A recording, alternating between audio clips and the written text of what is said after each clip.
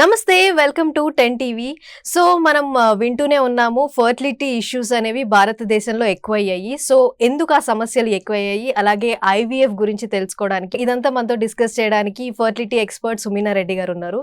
So ఆమెను అడిగి తెలుసుకుందాం. డాక్టర్ నమస్తే. సో నేను ఇందాక అంటున్నట్టు భారతదేశంలో ఫర్టిలిటీ ఇష్యూస్ అనేవి ఎక్కువైపోతున్నాయి. అలాగే కొన్ని ఇయర్స్ తర్వాత జనాభా పెరిగి ఈ ఫర్టిలిటీ ఇష్యూస్ అనేవి మొత్తానికి చాలా ఎక్కువైపోయి పీక్ లో ఉండబోతున్నాయి. సో దాని మీద మీరేమంటారు? రీసెంట్లీ మనకు వచ్చిన న్యూ NFHS స్టడీ ప్రకారము మన భారతదేశంలో రిప్రొడక్టివ్ రేట్ అనేది తగ్గిపోయింది, ఫర్టిలిటీ రేట్. మనం దీన్ని కొంచెం డిస్కస్ చేస్తే మనకు ఇండిపెండెన్స్ వచ్చిన టైంలో 1947లో ఫర్టిలిటీ రేట్ వాజ్ అరౌండ్ 6. అంటే ప్రతి స్త్రీకి ఆన్ అన్ యావరేజ్ అరౌండ్ 6 మంది పిల్లలు ఉండేవారు. ఇప్పుడు ఆ ఫర్టిలిటీ రేట్ 2.1 వరకు వచ్చి ఈ ఇయర్ ఇంకా తగ్గి 1.9, అంటే 2 కంటే కూడా తగ్గింది fertility rate.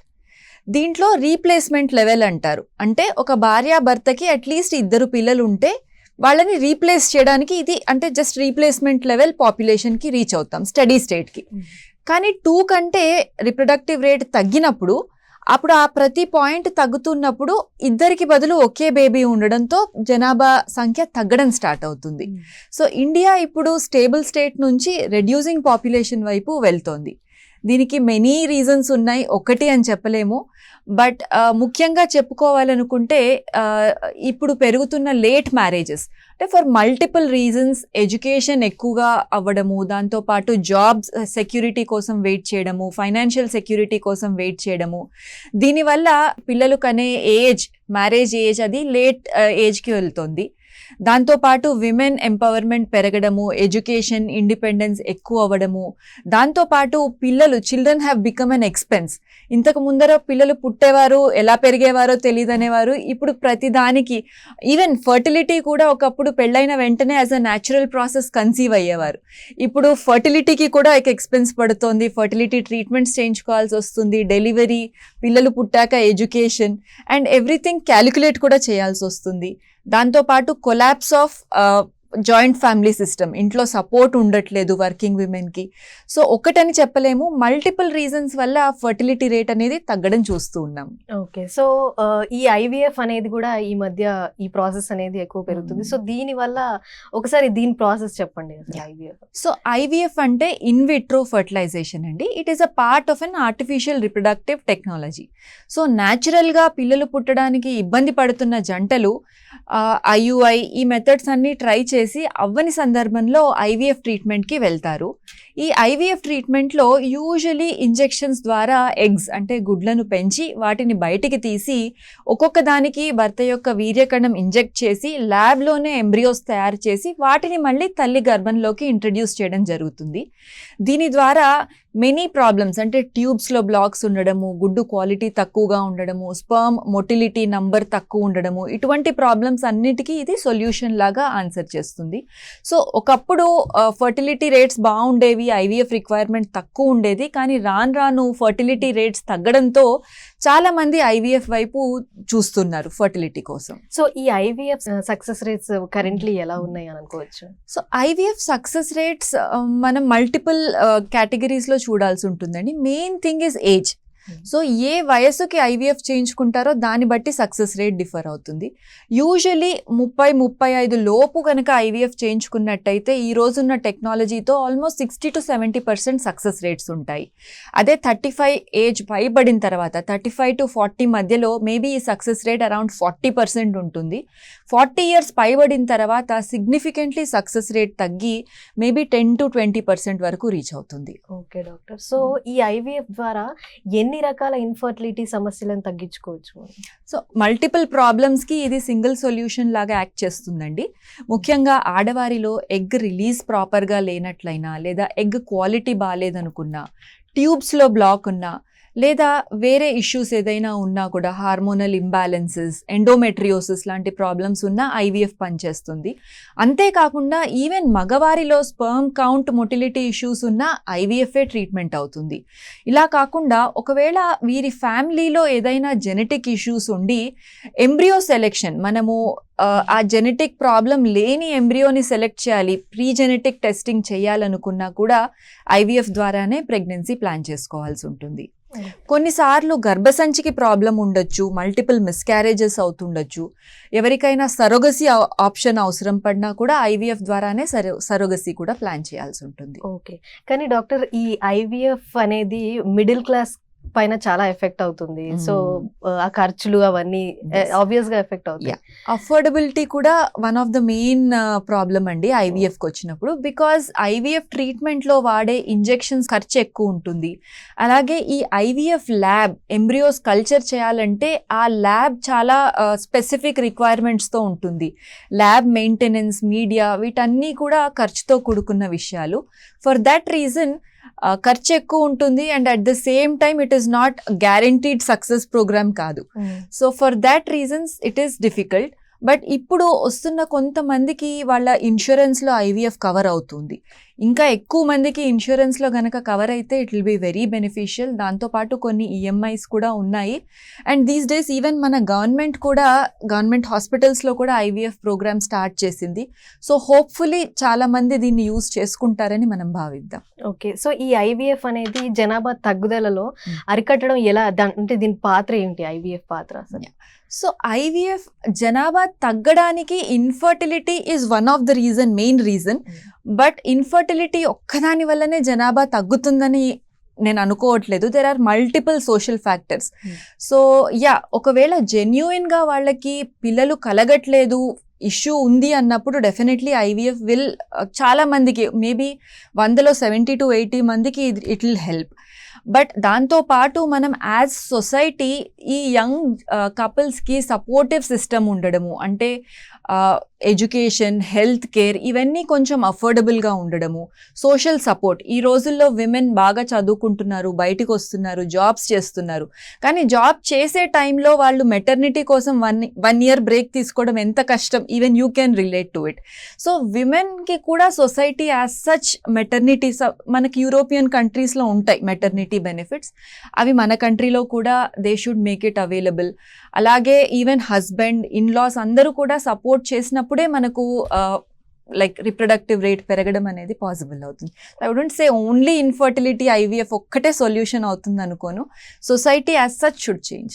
Okay, so madam ఈ ఐవీఎఫ్ వరకు రావడం అనేది జనరల్ గా రీజన్స్ ఏముంటాయి? మెన్ లో కానీ స్పర్మ్ కౌంట్ తగ్గడం, లేకపోతే ఈ విమెన్ లో థైరాయిడ్ ఇష్యూస్, పీసీఓడి, అసలు ఇవన్నీ రీజన్స్ ఎందుకని ఇంతకు ముందు ఉండేవి కాదు. ఇప్పుడు ప్రతి ఒక్క ఉమెన్ కి థైరాయిడ్ ఇష్యూస్ కానీ పాలిసిస్టిక్ ఓవరీస్ ఇవన్నీ వస్తున్నాయి. సో లైక్ మనం మాట్లాడుకుంటున్నప్పుడు మనం చెప్పుకున్నట్టు లేట్ మ్యారేజెస్, లేట్ ఏజ్లో ప్రెగ్నెన్సీ ప్లాన్ చేసుకోవడం ఒకటి. దాంతోపాటు మన మోడర్న్ లైఫ్ స్టైల్, అంటే మనం తింటున్న ఆహారము, అందులో ఉంటున్న కల్తీ, అండ్ రోజు ఎక్సర్సైజ్ లేకపోవడము. ఆల్మోస్ట్ ఎవ్రీబడి డెస్క్ జాబ్లోనే ఉంటున్నారు, ఒకే దగ్గర ఉండడము, లైఫ్లో మూమెంట్, ఎక్సర్సైజ్ లేకుండా ఉండడము, ఒబేసిటీ అంటే ఊబకాయం, వెయిట్ బాగా ఎక్కువగా పెరగడము, మాల్ న్యూట్రిషన్, ఒక సైడ్ వెయిట్ ఎక్కువ ఉన్నా at the same time proper nutrition లేకుండా ఉండడం, హైలీ ప్రాసెస్డ్ ఫుడ్ తినడము, స్లీప్ డిస్టర్బ్డ్గా ఉండడము, దాంతోపాటు స్ట్రెస్, మోడర్న్ లైఫ్ స్టైల్లో స్ట్రెస్ కూడా చాలా ఎక్కువ ఉంటుంది. వీటన్నిటి వల్ల కూడా ఇన్ జనరల్గా హెల్త్, చిన్న ఏజ్లోనే BP, sugar, thyroid, obesity, even 30s 40sలో హార్ట్ అటాక్స్ కూడా చూస్తున్నాము. సిమిలర్లీ మనకు రిప్రొడక్టివ్ ట్రాక్ట్ కూడా ఎఫెక్ట్ అవుతుంది, ఇన్ఫర్టిలిటీ ఎక్కువ అవ్వడము, చిన్న ఏజ్లోనే థైరాయిడ్తో పాటు ఫైబ్రాయిడ్స్, ఎండోమెట్రియోసిస్, అట్లాగే మగవారిలో కూడా స్పర్మ్ కౌంట్ బాగా తగ్గడం చూస్తూ ఉన్నాము. On top of it addictions like smoking, alcohol, ఇట్లాంటి వాటి వల్ల కూడా రిప్రొడక్టివ్ సిస్టమ్ ఎఫెక్ట్ అవుతుంది. సో ఈ ఐవీఎఫ్ ద్వారా పుట్టిన పిల్లలు సాధారణంగా అంటే నార్మల్ చిల్డ్రన్ లాగే ఉంటారా? సో ఐవీఎఫ్లో పుట్టిన పిల్లలు అబ్నార్మల్గా ఉంటారనేది ఒక మేజర్ అపోహ అండి. సో ఇన్ఫర్టిలిటీ ఉన్నప్పుడు మనకు ప్రెగ్నెన్సీ రావడం ఇబ్బంది అవుతున్నప్పుడు దాన్ని పరిష్కరించడానికి ఐవీఎఫ్ చేస్తాము. So only for the point of conception వరకే it is different. After that throughout pregnancy, delivery తర్వాత పిల్లలు ఆల్మోస్ట్ నార్మల్ ప్రెగ్నెన్సీలో ఎలా ఉంటారో అలాగే ఉంటారు. సో ఐవీఎఫ్ ద్వారా పుట్టిన పిల్లలు వేరేగా ఉంటారు అనుకోవడం పెద్ద అపోహ అవుతుంది. ఓకే. సో ఈ యూత్ కి మీరు ఐవీఎఫ్ వల్ల ఏదంటే అవేర్నెస్, ఎలాంటి అవేర్నెస్ ఇవ్వాలనుకుంటున్నారు? సో మనం యూత్కి మామూలుగా మేజర్గా చెప్పేది, ఈ రోజుల్లో youth are very smart, very intelligent, అన్నీ ముందరగానే ప్లాన్ చేసుకుంటారు. ఎట్లాగైతే మీకు ఎడ్యుకేషన్కి ఒక ప్లాన్ ఉంటుందో, అలాగే జాబ్, ఫైనాన్షియల్ సెక్యూరిటీకి ఒక ప్లాన్ ఉంటుందో, సిమిలర్లీ రిప్రొడక్టివ్ లైఫ్కి కూడా ఒక ప్లాన్ ఉండాలి. ఏ ఏజ్లో పెళ్లి చేసుకోవాలి, ఎప్పుడు రిప్రొడక్టివ్ లైఫ్ అంటే ప్రెగ్నెన్సీ రేట్స్ మ్యాక్సిమం ఉంటాయో అర్థం చేసుకొని అకార్డింగ్లీ ఆ టైంలో ప్రెగ్నెన్సీ ప్లాన్ చేసుకోవడం బెటర్గా ఉంటుంది. మనము ఎడ్యుకేషన్ కోసము, ఎంప్లాయ్మెంట్ కోసము ఈ ఏజ్ పైబడే వరకు వెయిట్ చేస్తాము, ఫైనాన్షియలీ సెక్యూర్గా ఉండాలనుకుంటాము. కానీ అప్పటి వరకు మన బాడీలో ఉన్న రిప్రొడక్టివ్ బయోలాజికల్ క్లాక్ అనేది ఆగదు. సో ఎగ్ కౌంట్ తగ్గిన తర్వాత, స్పర్మ్ కౌంట్ తగ్గిన తర్వాత అప్పుడు యాంగ్షియస్గా ఫీల్ అయ్యి ఐవీఎఫ్ వైపు వెళ్లే కంటే ముందర నుంచి ఒక ప్రాపర్ ప్లాన్తో ముందరికి వెళ్ళడం మంచిది.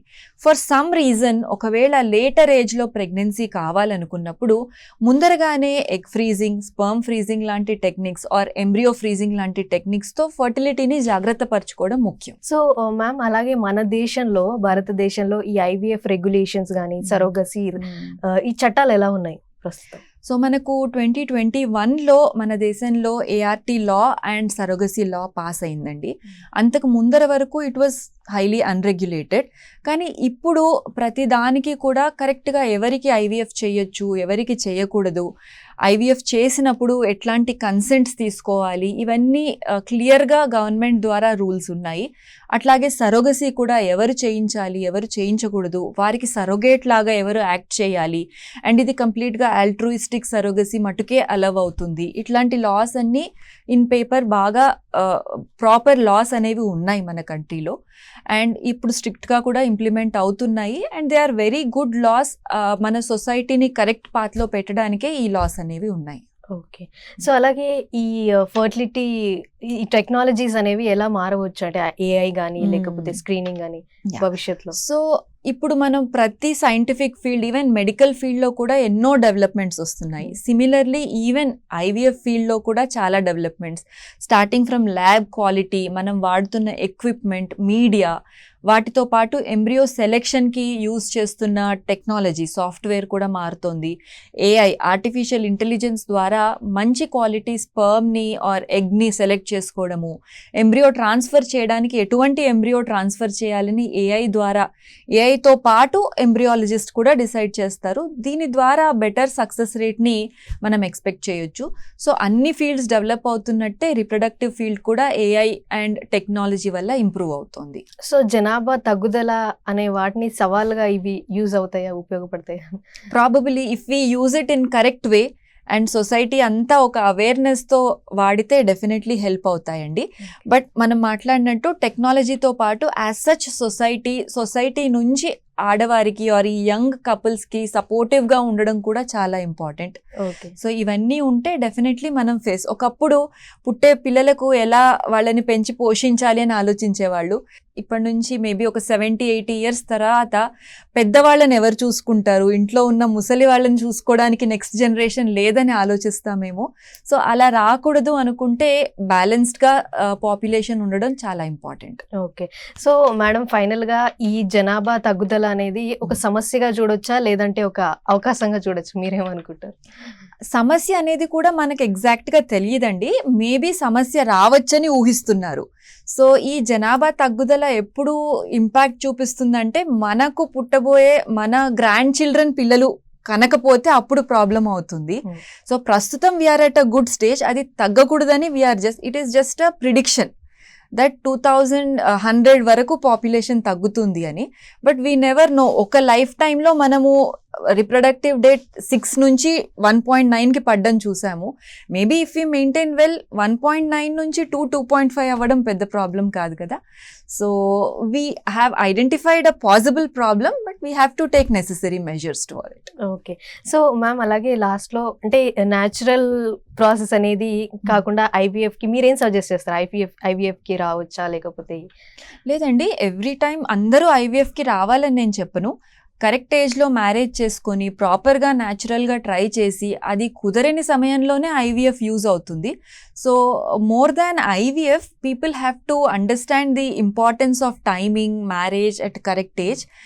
అండ్ అది అవ్వని సందర్భంలో then definitely they have to seek to the better possible technique whatever is they IVF or IUI. Okay. Thank you so much ma'am. మాకున్న డౌట్స్ క్లియర్ చేశారు. సో ఇదనమాట ఐవీఎఫ్ గురించి మన డౌట్స్ అన్ని క్లియర్ చేశారని అనుకున్నాము. సో నెక్స్ట్ ఎపిసోడ్‌లో మళ్ళీ కలుద్దాం ఇంకో టాపిక్‌తో. నమస్తే.